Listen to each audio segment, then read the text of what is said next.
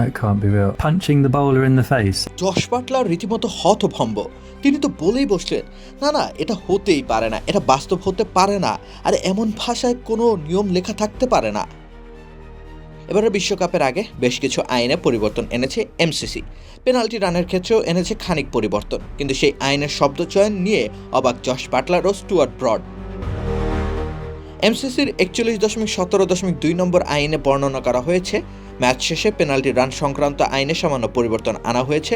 প্রথমত ম্যাচের ফল নির্ধারিত হয়ে যাওয়ার পর কিন্তু আম্পায়াররা মাঠ ছাড়ার আগেই যদি কোনো দল শাস্তিযোগ্য আচরণ করে তাহলে পেনাল্টি রান দেওয়া যেতে পারে। উদাহরণ হিসেবে বলা যায়, ম্যাচের শেষ বলে ম্যাচ উইনিং শট খেলার পর ব্যাটার যদি উদযাপন করতে গিয়ে বোলারের মুখে ঘুষি মারে তাহলে পরবর্তীতে সেই দল ম্যাচটি হেরে যাবে।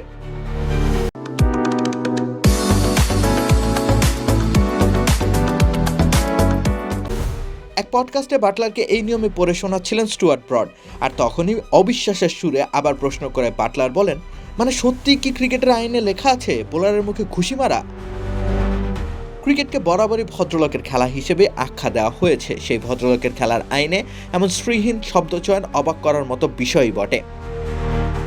তবে এই আইন বরং আরও অসৎ উপায়ের রাস্তা খুলে দিল। স্টুয়ার্ট ব্রডই তো বলে বসলেন, তাত্ত্বিকভাবে তাহলে তো অভিনয়ের সুযোগ তৈরি হয়ে যায়, বোলাররা ডাইভ দেওয়া শুরু করতে পারে, তাই না? শেষ বলে 4 খাওয়ার পর ব্যাটারের কাঁধে গিয়ে ধাক্কা লাগবে, মুখ চেপে ধরবে আর থপাস। তবে পেনাল্টি হিসেবে রান কর্তন হওয়ার পর যদি সুযোগ থাকে তবে ব্যাটিং ইউনিট ব্যাটিংয়ে নামতে পারবে। সেক্ষেত্রে তাদেরকে পেনাল্টি রান সংগ্রহ করতে হবে অবশিষ্ট থাকা বলগুলোর মধ্যে। ম্যাচ জেতার পর তাই উদযাপনের ক্ষেত্রেও এখন রান তাড়া করা দলকে আরও বেশি সতর্ক থাকতে হবে, নতুবা জটিলতায় পড়ে জেতা ম্যাচটাও হেরে যেতে পারে তারা। রাকিব হোসেন রুম্মান, খেলা 71।